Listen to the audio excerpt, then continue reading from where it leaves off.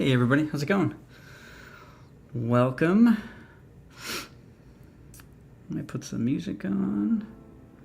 Let me know if that music is too loud. I was listening back the one day and it's pretty brutal. Or if you can't hear me, I can turn my mic up. Hope everybody's having a good Monday night. I'm just going to be inking Horace H. Hoover number 4 and talking about comics I hate. Because a lot of people don't know this, but the H in Horace H. Hoover stands for hate, actually. I didn't want to spring it on people, but yeah, it actually stands for hate. Hey, Creative Faye, how's it going? Hope you're doing well. Looking forward to doing a stream. Pisces Rising Press, what's up? Thanks for popping in, I appreciate it. Monday nights, I think, are a pretty good time to stream for me, so I figured why not. Yeah, so let me, instead of doing this at the end, if you're new to me or the channel, my name is Fabrizio Aiello. I have a comic book called Horace H. Hoover, New York City's greatest space-time occult detective vacuum. This is the Amazon Collected. So this is 3 issues, and it's the first 3 issues collected in one. I really like this quality, the copy. Seems like an occult detective, New York, 1930s, investigating paranormal occurrences and occult mysteries. Check it out. It's on Amazon and it's on HoraceHoover.com. No surprise there, you seem like a hateful person. I am filled with rage and hate, basically. That is a copy I got. Yeah, I was really pleasantly surprised at the quality of the Amazon one. I'm not gonna lie, for a brief moment when I got it, I'm like, should I just do everything through Amazon and not even print floppies anymore?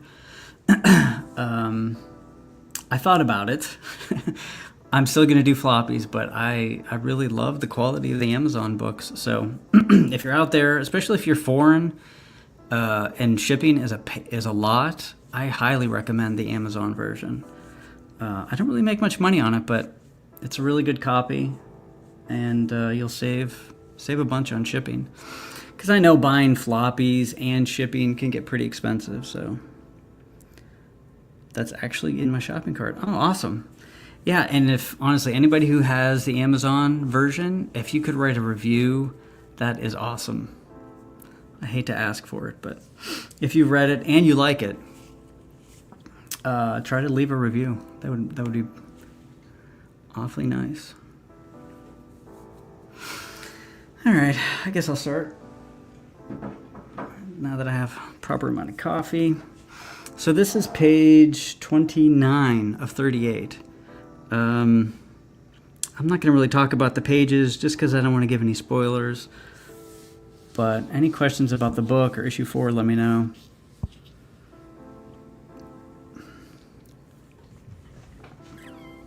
I'm on track to finish inking, I would say, like a couple weeks. And then from there, it's just coloring and lettering. And I will be doing a crowdfunder. So I already have that started. It's going to be on Kickstarter.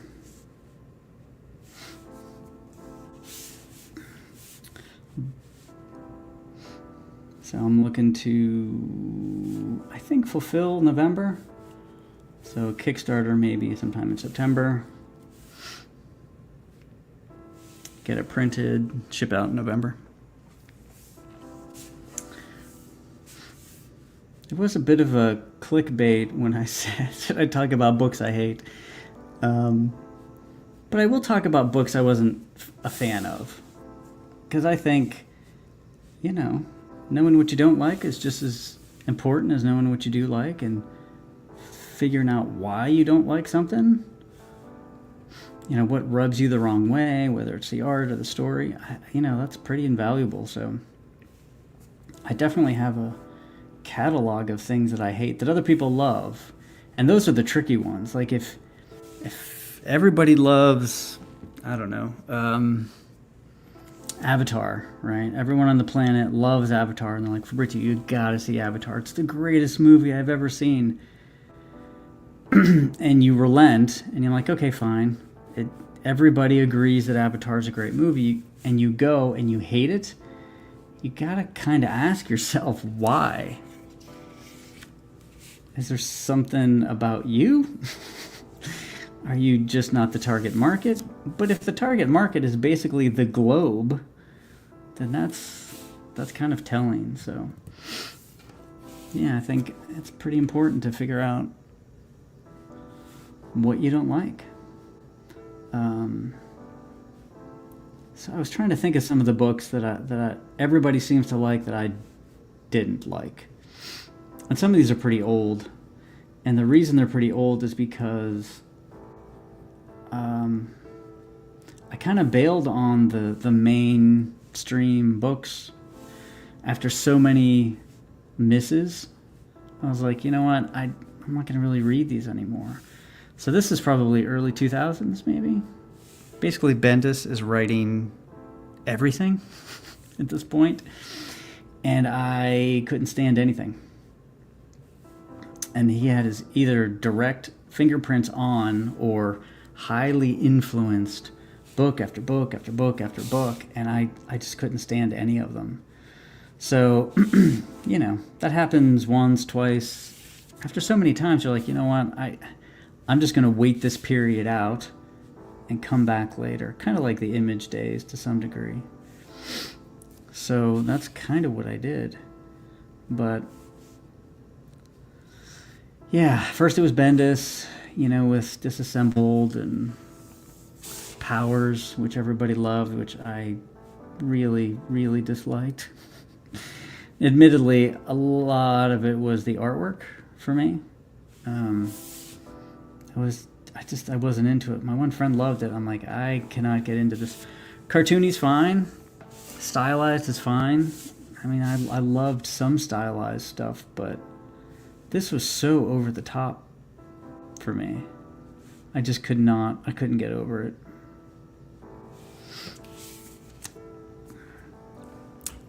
Kickstarter charges taxes now. Really? Well, yeah, I looked at the crowdfunders. I know there's the endless debate of where to put it. And I'm going to start on Kickstarter for this time and then see what happens. I kind of have no concept. It's really hard to gauge reception.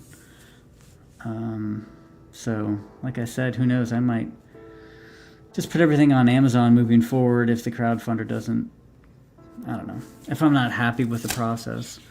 Because for issue 3, I didn't do a crowdfunder. I just got the books printed, posted them on my website, which was fine. It's more of a long-term thing. It was, you know, selling some books at a convention here, you know, getting an order randomly there, which I like. But it would be nice to try to do a crowdfunder and getting most of the orders. Everybody that's interested is probably going to buy it at that time. You know, just kind of see where the audience for Horace H. Hoover is currently.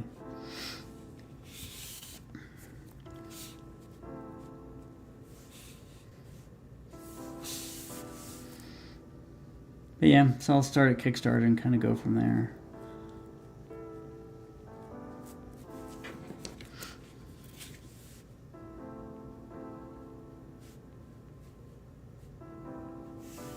Getting kind of fiddly with that guy's feet.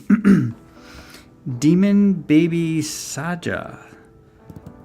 How's it going? Thanks for popping in. Oh, you're on Twitch. Thank you. I don't really get many people from Twitch.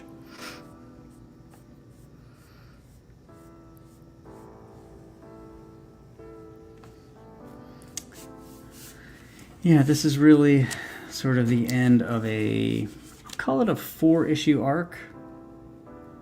You know, if you wanted to read the first issue of Horace H. Hoover as short stories, they totally work as single short stories. But I just got some ideas for kind of picking up where I left off and then turning that into a sort of a longer story. So that's what this is. This is like a, 4-issue arc based on the short story from the first issue, if that makes any sense.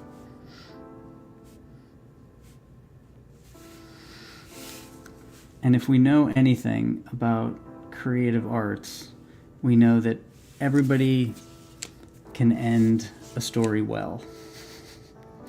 Everybody, right? Every TV show ends perfectly. Every movie has the most perfect ending. There's no pressure for ending a story. I'm good. Yeah, as soon as I finish this issue, I will be really good.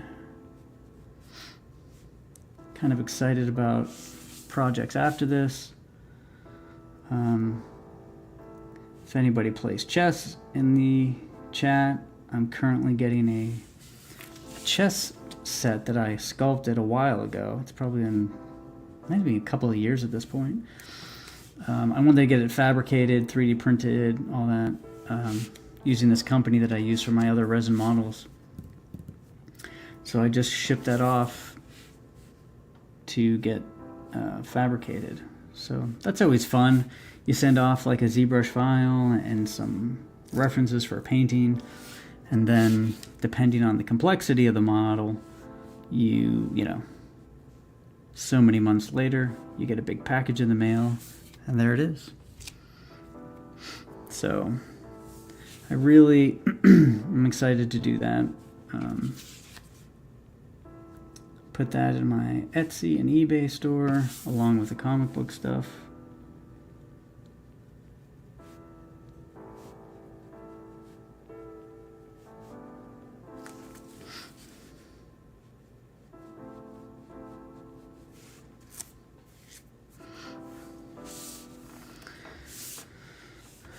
Trying to think of some other books I wasn't a huge fan of, and also the reasons why. It's probably around that time that Astonishing X-Men came out, the Joss Whedon X-Men. That was just kind of boring to me. I've never really been a fan of John Cassaday's work. I know people love it. I'm not saying it's not good.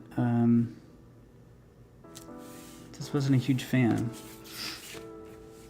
So I think with Joss's sort of like restrained writing style, and then with that more realistic artwork, it kind of fell flat for me. Golem Wolf, hey, how's it going? Just got in town from out of town and got the books. Can't wait to read them. Awesome. Yeah, let me know what you think. I appreciate honest reviews, really. So, nobody is perfect, and like I will take all feedback that I can get. Whenever I was doing my first issue, there's an artist named Richard Friend. I've told this before, but basically he used to offer like tutorials or like essentially work review monthly, and I would send him my pages every month, and it was invaluable. I mean, it really was. There are times where I'm like, I don't know what I would have done if I didn't have some feedback from an artist. And the thing is, you also need feedback that you can translate into something. So even if somebody doesn't like this or doesn't like that, it might not help you fix it, because just the way they articulate their critiques to you might not make sense, or you don't understand it. But Richard Friend was so good about that. I was able to iterate and to fix all of the things that he said, basically. Demon Baby, so did you fully make this, or are you just kind of adding shading? Yes, I did the whole thing. So this is my comic. I'll show it. Horace H. Hoover. And I wrote, drew, inked, lettered the whole thing. So this is issue 1. And yeah, so it's all traditionally penciled and inked. And there's 3 issues. So I did the whole kit and caboodle, complete with logo designs and all that jazz. And there's 3 issues currently. This is the 4th issue. Yeah, Cassaday, it's just a different style. Like, and I don't really know how to articulate it. It's like Alex Ross is an amazing painter. Like, but sometimes reading a comic of Alex Ross's stuff, it just doesn't quite feel like a comic. So, I don't know. It could be that I believe the technical term is old. And comics are they look a certain way to me, and they're just something specific. So when I don't see that, it doesn't quite feel like a comic book. It feels more like an illustration. And there's probably a weird tangent going on with this girl's arm, but I know the colorist, and he'll make sure that works.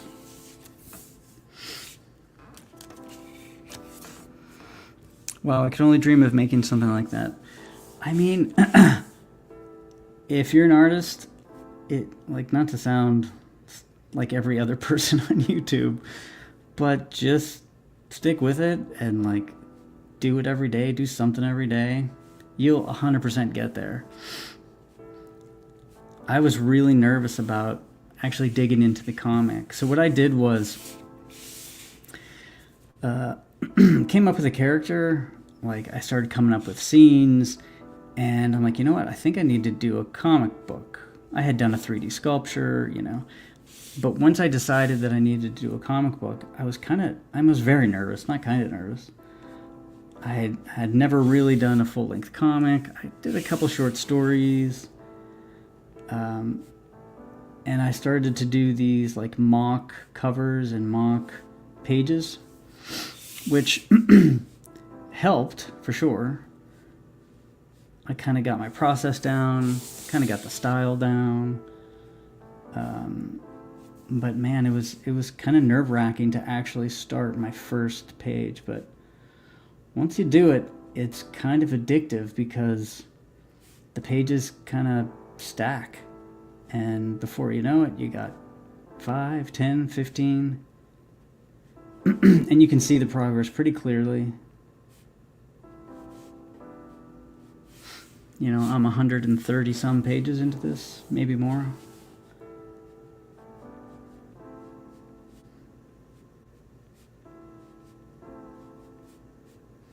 So yeah, just do something every day.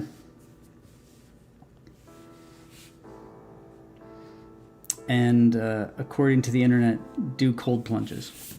That's my advice. It's not really my advice, but according to the internet, you need to do a cold plunge before anything. Before reading books, before making dinner, before mowing the lawn. You just need to take a cold plunge.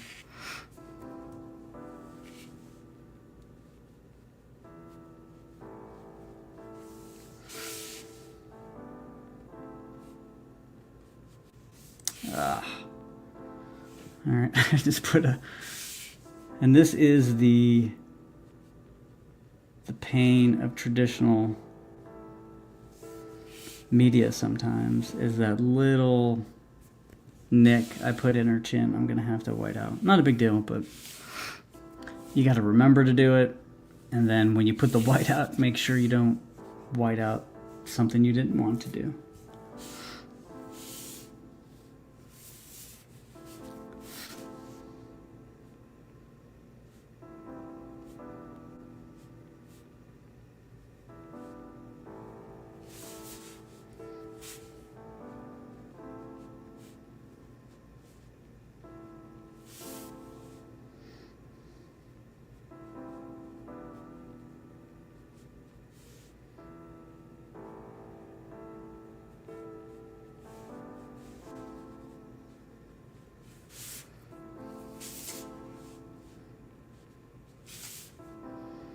There's definitely like this weird, like as you're getting closer to the end of a project,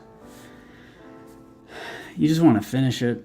You don't want to rush it, because then it was all a waste at that point. But it's like it's half excitement, half exhaustion. And then for me, it's like all the stuff that I learned doing this last issue, I want to fold that in to the next project.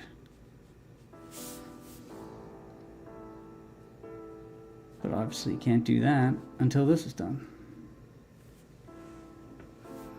Yeah, traditional is hard with mistakes.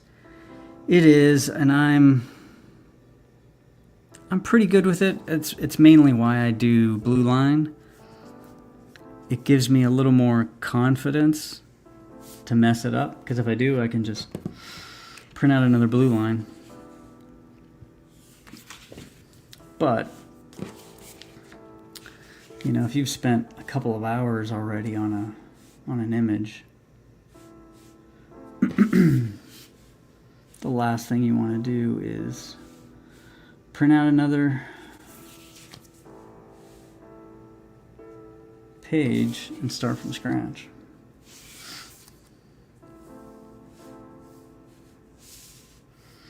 Of course, you can always use whiteout, which I do, no doubt. Like, but I try to avoid it, because inking on top of whiteout can get pretty tricky. I see people do it. At least I just see their success at it. But a lot of times you put white, it will not cover opaquely 100%. So now you're dealing with not entirely opaque white on top of black, and now you're supposed to ink over that. And then you're inking, and sometimes, depending on if you're using brush or pen, you can potentially pull up some of the white. It can turn into a mess real quick. I'll just put it that way.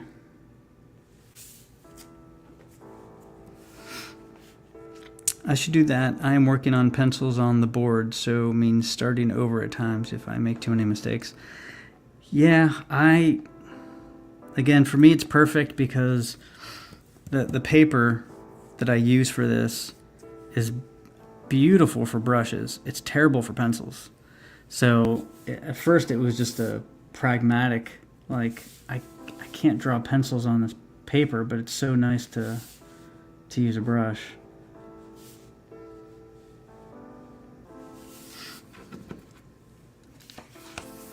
Gollum Wolf, since you are writing and drawing, how specific are your scripts? They are not specific at all. I will come up with an outline. I kind of do the Marvel method. You know, I'll come up with an outline, then I do thumbnails. And once I get thumbnails pretty solid, maybe not 100%, because I do multiple versions for thumbnails. But anyway, once I get the thumbnails and I know how many pages, and then I'll do like a first draft script with dialogue and narration and all that kind of stuff on top of the thumbnails. And then from there, honestly, I don't revisit until everything's done again. But I feel like that gives me enough to start. If I need to add pages, I can. If I need to add dialogue and re-lay out pages, which I do often, very often, in fact, too often? I don't know. Yeah, so then what I do is, got the thumbnails, I do like my first draft, then I go right to drawing and penciling. Once I'm done with the pencils, I might revisit the script, but not necessarily. I won't revisit it until the inks are completely done. And then that's when like the real Marvel method sort of kicks in, because, you know, there's like a particular facial expression here that I'm going to lean into. There's a pose here that is evocative of this particular attitude, and I can punch that up with some dialogue. The one thing that I really, really try not to do, which every comic book writer has had to do at some point in time, I try not to essentially fill in the gaps with dialogue. So if there's a scene and I don't feel like I landed the visual storytelling, it's not clear, or maybe there weren't enough panels, something. I hate to, but sometimes in dialogue you'll have to essentially explain it. And it can be more clever than just, rewriting the panel. But sometimes you might need to. I mean, I've seen Claremont do it, without a doubt, so it does happen. But I really try not to do that.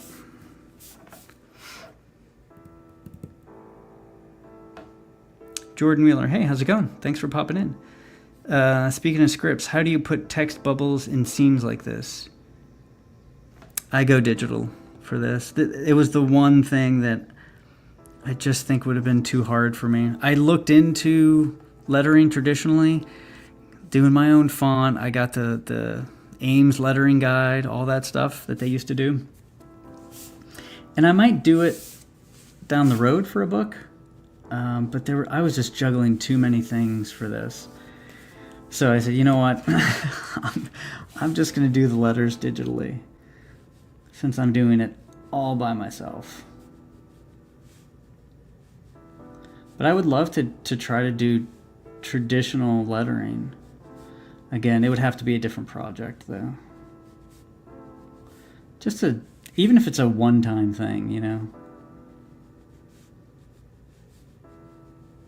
I have seen people essentially letter on, like, stickers, and then they just lay the sticker on top of the page. My only problem with that is if somebody ever wants to buy the artwork, I don't know, having like a sticker on top of the original artwork, I feel like that's, I don't know. I don't think I would like it, so I didn't want to do it just in case somebody wants the artwork someday. Heck yeah, Marvel Method, yep. Hey, Dr. Mask, how's it going? I hope your signups are going well. Everybody check out Dr. Mask's new book. I don't have the link. I'll post it on Twitter, though. It's an Edgar Allan Poe anthology. Very cool. I'm excited. Nice. I've been getting too bogged down with writing a full script. I should give the Marvel Method a try. I mean, if you're doing the art, I recommend it. Lay in the words first, then draw the balloons around. So the problem with that for me, and again, this is just me, is I modify the script up until the very end. So there have been times where I'm like, okay, we're ready to ship, and then I come up with, and if anybody's ever read the comic, there's very curated language in the comic. So sometimes it takes me a while to get like that right, like just the right language. And sometimes that's happened pretty late in the game. So that's why I think for me, it would be a bad choice. At least for Horace H. Hoover. There was a little scene in the first issue where Horace says, he's thanking the cabbie, and he says, thank you, you have done your job with grace and aplomb. And for some reason, I could not think of that phrase. It was driving me nuts. I could think of like aplomb, but I couldn't put it together. I don't know what the deal was. So it was like at the very end, I'm like, it's grace and aplomb. That's the phrase. I also use outline method. Yeah, I mean, like I said, if you're the artist and the writer, go for it. What, doing everything on your own comic is hard? Yes, it is. How about sound effects? Digital? Thanks, Fabrizio. Yeah, I can't wait to see it. What's the I don't think you can put a link in the chat. It won't let you, but just try to type it out, or maybe put your Twitter on there. So sound effects are sometimes digital. Originally they were digital, and then I started doing them by hand, just because they're more fun, and honestly it takes less time.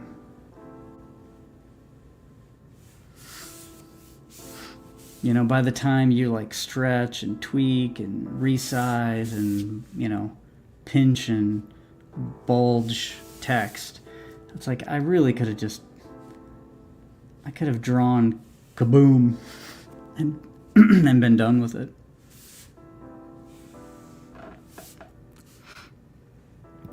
Do you have people help you out with comics, or just on your own? It's all me. Yeah, this was one of those comics where I felt I had to do it entirely by myself, just because I had a really specific vision of the colors and all that. In the future, I definitely would try to get help, depending on the project. But if it's a Horace H. Hoover book, I think I have enough of a catalog and reference so that I could give this to somebody and they could color it pretty accurately, I think. So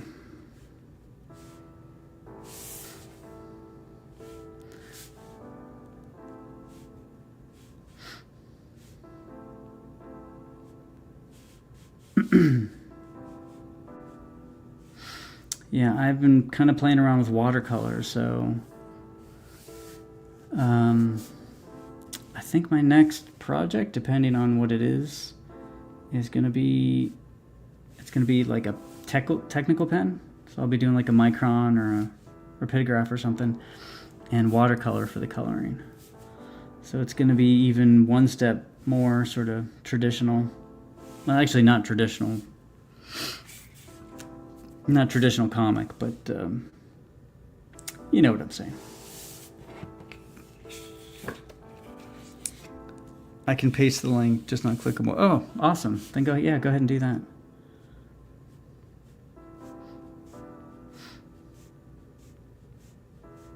Poe is one of those authors that, thankfully, never fell out of favor. No matter how many times we saw like a potential remake of a movie or something like that, or an anthology, for me, he's one of those authors where if I see a cool edition of one of his books that I already own, like, I'll buy another one. I probably have 5 editions of like 1984, because they always come out with cool editions and new covers. But Poe is the same way.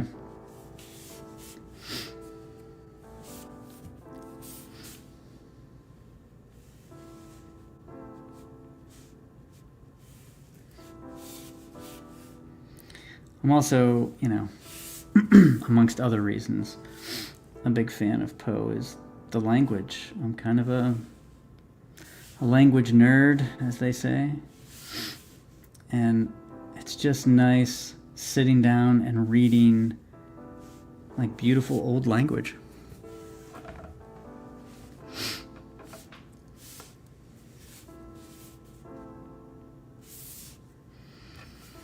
All right, I'm getting pretty close with this page here.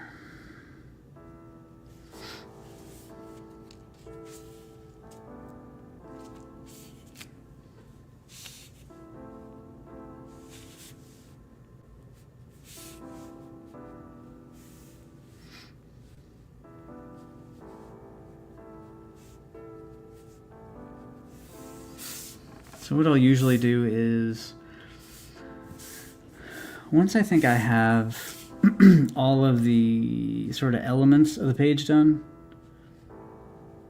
outlined and inked to some degree, I kind of step back and make sure that there's enough like balance for the white and blacks. I do that a lot, and then I almost invariably come back in and add a little bit more black. Like for this is a good amount. I'll probably add a little more like solid blacks here. This is pretty light, so I'll probably go dark around here. So you just want like a balance, but it's hard to describe. You just want to make sure there's weight in every panel. So even if something isn't actually black, you can just make it black. There's nothing wrong with that.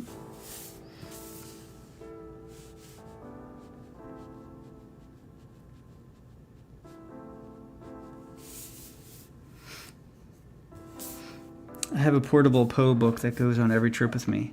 I was excited to see an old picture of Vincent Price reading the same edition. That's awesome. Yeah, I always have a copy of Frankenstein with me. That's like I can always just pick it up, start reading it. I know where I'm at. It's just enjoyable. So you use affirmative action for your comics? Wait, what? For my comics? Oh. No.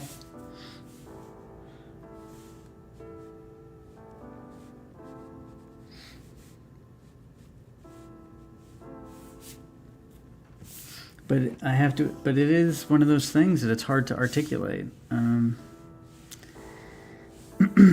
matter how many times, like I look at a page or something, I'm like, yeah, it just needs a little more dark to like give it some balance.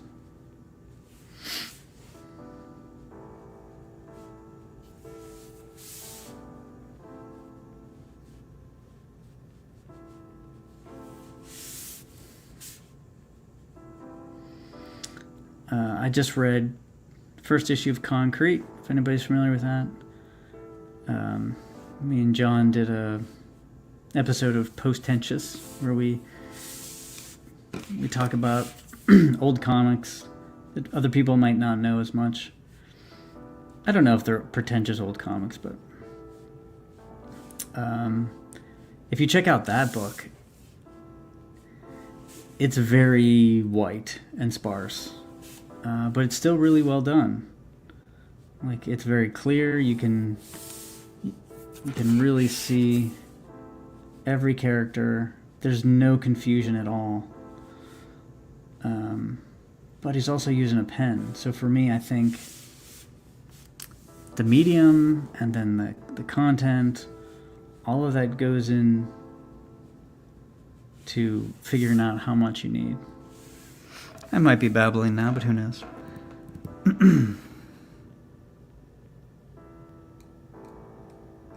Wow, 40 minutes in. I've got to finish this page. Some other books that I did not like. Okay, let's see. I started to write them down. White Knight by...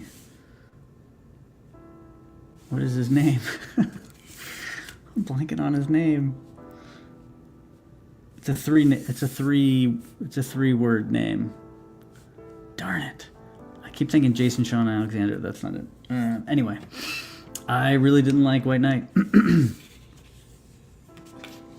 I didn't even finish it, actually. Something about the art, I just really didn't get into it. And me not finishing a comic is a pretty big deal. I have a rule, especially for books, more so than comics. I have to finish every book that I start. Have to. Even if it sits on my nightstand, like taunting me for months, and it prevents me from reading other stuff, I still have to finish it. I hate that about myself. I hear a bunch of people they just bail on books. I didn't like it, so I stopped reading it. I feel like I would have been a happier human being my whole life if I would have done that. But alas, I didn't.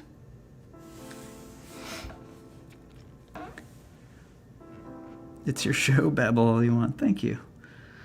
I didn't care for Nexus Scourge.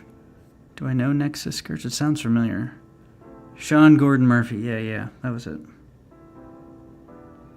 Wasn't a fan of that.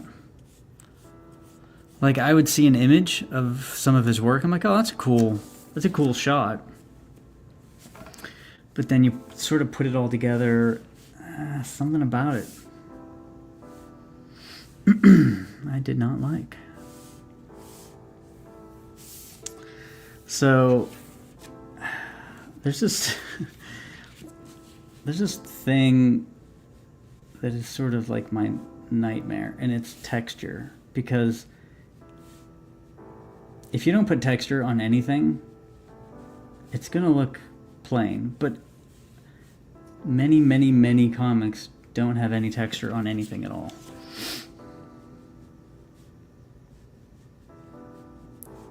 Especially new comics, they just paint in whatever, right? But they're not actually using pen and ink to describe actual texture of things. But I quickly realized that, well, most texture is just wood. Like 90% of the time. Houses, furniture, floors, ceilings, it's all just wood. So it's just kind of almost the same texture. Now, obviously, there's tile floors and there's, brick and all that jazz. But I just think 90% of the time, you're just going to be doing like wood grain.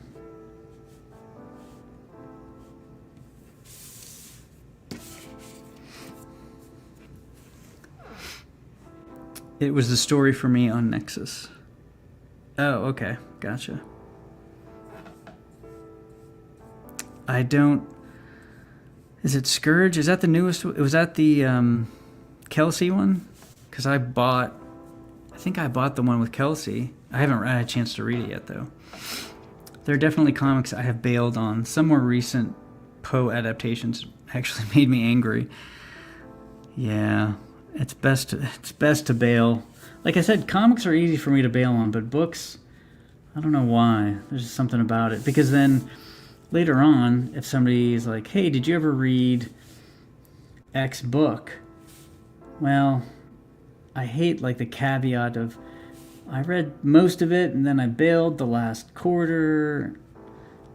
I know that may sound weird, because it's not like people are constantly asking me the status of books that I've read. But in my head, I'm walking down the street, it's Times Square, Jay Leno's asking me, hey, did you ever finish The Brothers Karamazov? And I have to explain, yes, but,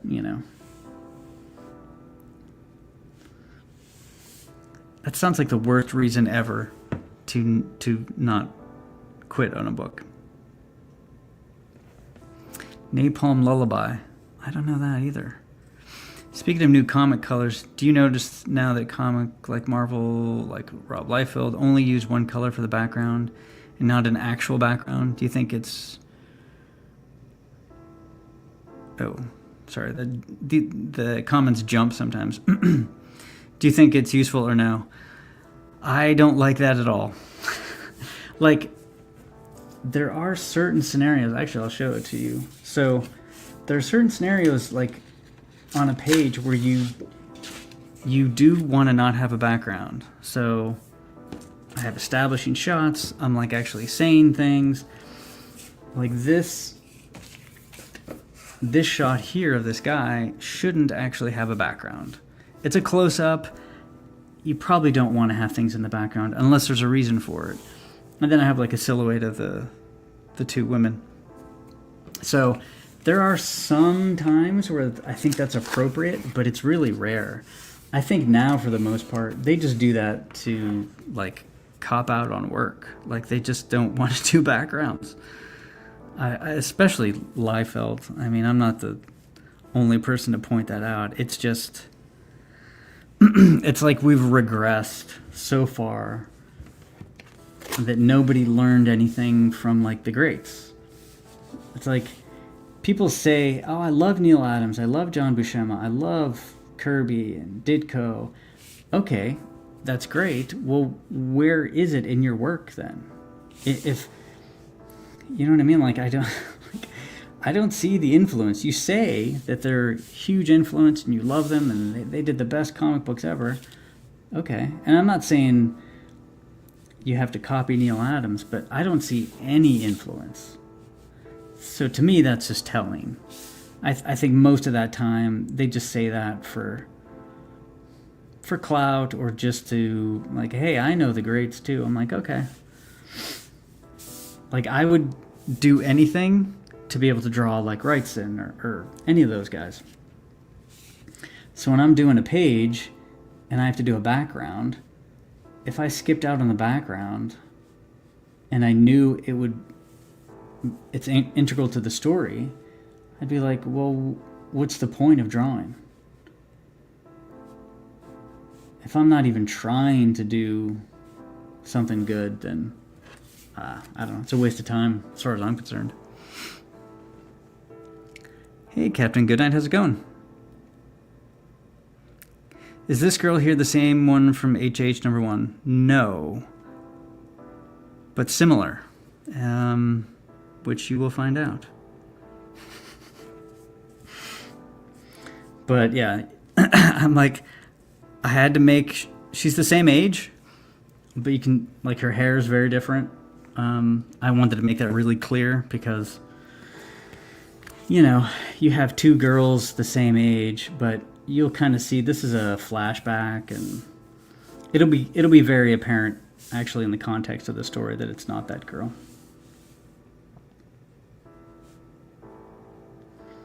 But if you recall, in that first short story, they mention the previous tenants. So that might give you a hint. I haven't bailed on Frankenstein. I have a copy, but I just have not cracked it open. I read Dracula 3 times. Dracula's a great read. I always talk about Frankenstein because it's my favorite, one of my favorite books. I don't know how many times I've read it, actually, over the years. I always talk about, we actually read Frankenstein, like, in 4th grade, which, if anybody knows the story, that's pretty advanced for 4th grade. Now, admittedly, the teacher had to help us with stuff, but I think ever since then, it's like, comforting, just because I've been with this book for virtually my whole life. It's a really fantastic book. It's so well written. It's not like it's definitely not in the same vein as Dracula. Dracula's it's a good read. It doesn't really drag. Frankenstein, for some people, can drag, but if you just kind of, I don't know, settle in to it, when you get to the end, it's very satisfying. I know Del Toro's actually coming out with a new movie. If there's anybody to do Frankenstein, I mean, sure as heck should be Del Toro, I would imagine. I'm currently reading Cerebus. Oh, I've never read it. It's one of those, I don't know, like milestone, not milestone. I mean, it's huge in comics, and it almost felt like daunting, like starting it. So I never did. I should one of these days, though. It's PR maybe, or they didn't absorb the art lesson. They didn't study it. Dang, 4th grade. I remember reading Poe in school. My son's friends don't even know who he is. Oh, that hurts. Don't tell me that. I mean, I know it's true. It's worse than that, but that's painful.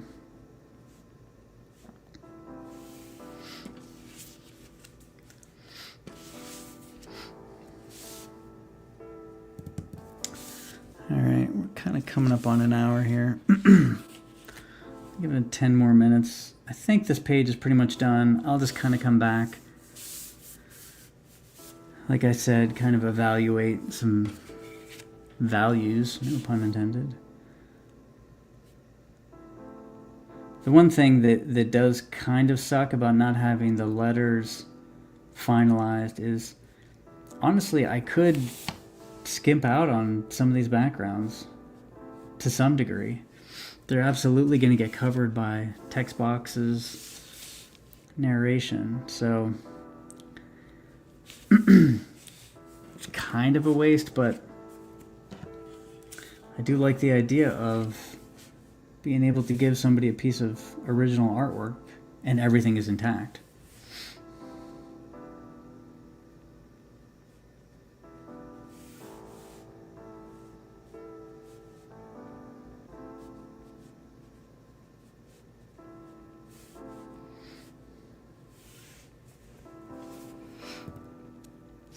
Gollum Wolf. I've been reading some Edgar Rice Burroughs. Recently finished the first John Carter book, which was a lot of fun. Just about to start the second one.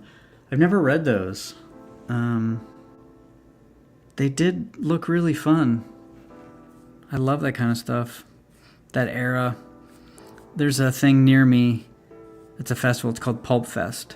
And it's very much focused on the pulp era. So it's all Doc Savage and John Carter and The Shadow. I usually go to it every year. I didn't get a chance to this year. It kind of sucked. I just got back from a big trip and I just didn't have a chance to go. I like it because, this is going to sound not terrible, but you know, whenever you find like a punk band or a hardcore band or a metal band and nobody knows them, I like that, right? Everybody likes that.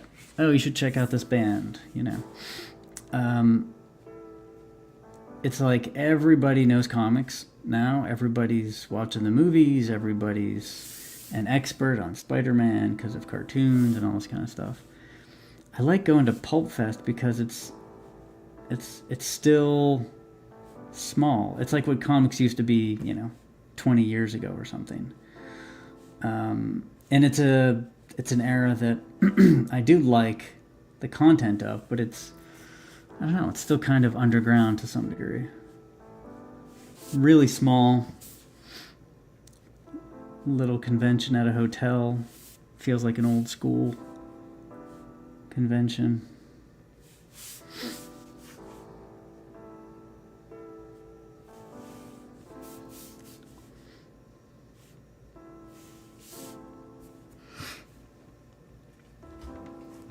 I actually just started my second Doc Savage book. They're awesome, fairly quick reads. Yeah, they're really fun. I mean, that era, they don't really spend a lot of time with descriptions. They just get right to it. I've read a few Doc Savage books. But that whole era, those little pulp paperbacks, I used to collect them. I haven't bought any in a long time. Those are things you read really quickly. Just move on to the next one. Read any Ray Bradbury? Yeah. Something Wicked This Way Comes. I've read a lot of his short stories. It's been a while, but I've read a couple of anthologies of his. Always liked them a lot. Of course, Fahrenheit 451, but yeah, he's got an interesting writing style. I don't know how to describe it. It's pretty straightforward, and then occasionally it'll kind of veer off. I don't know how else to describe it. Almost like abstract in a way. I'm trying to think of the anthologies that I read. It's been a while. But yeah, I've always loved his stuff. I actually think Something Wicked This Way Comes. I watched the movie when I was a kid, real young, because I think that came out, man, I don't know, 81, 82. Really, I was like 5 or 6 or something. It's one of those things that was on HBO, and it was on, 100 times. So I watched it over and over and over again. And I just, I had read the short story, actually novella. It's not a short story. And I kind of realized, like, wait a minute, this has kind of everything that I've grown to love. It's got fall, it's got the creepy carnival, it's got like old books and the research section. For me, it was almost like pre-Lovecraft, before I discovered Lovecraft. And I really think that watching that movie as a really young kid kind of influenced the stuff that I would later on love. So definitely have a place in my heart for Bradbury.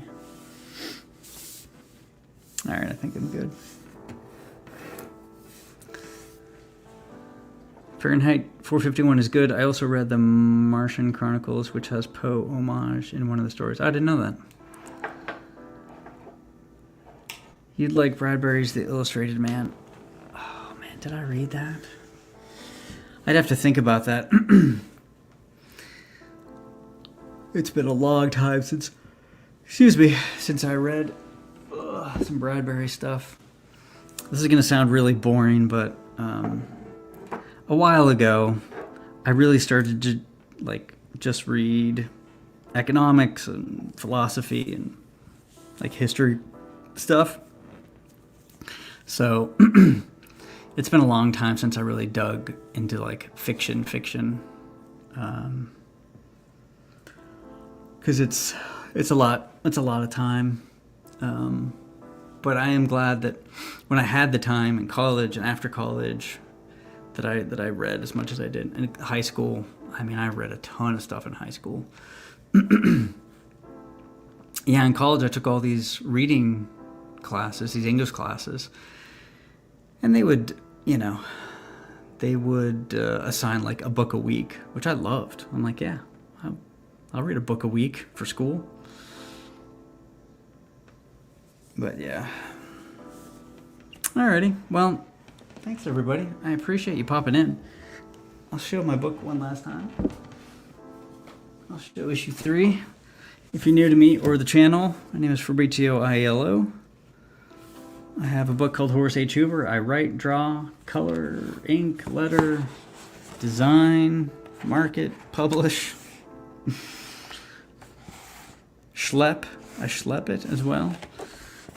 Issues 1 through 3 are currently on HoraceHoover.com. The collected version is on Amazon. And this is issue 4, so this will be coming out, hopefully, looks like October, November. So keep an eye out for Kickstarter, sign-ups, all that jazz. I was a big fan of H.G. Wells. My most recent book was Don Bluth's autobiography. I don't think I ever read any Wells. I think War of the Worlds was sort of always on my list. I don't think I ever read it though. Yeah, thanks again. I appreciate everybody for popping in, and I'll talk to you later. Bye.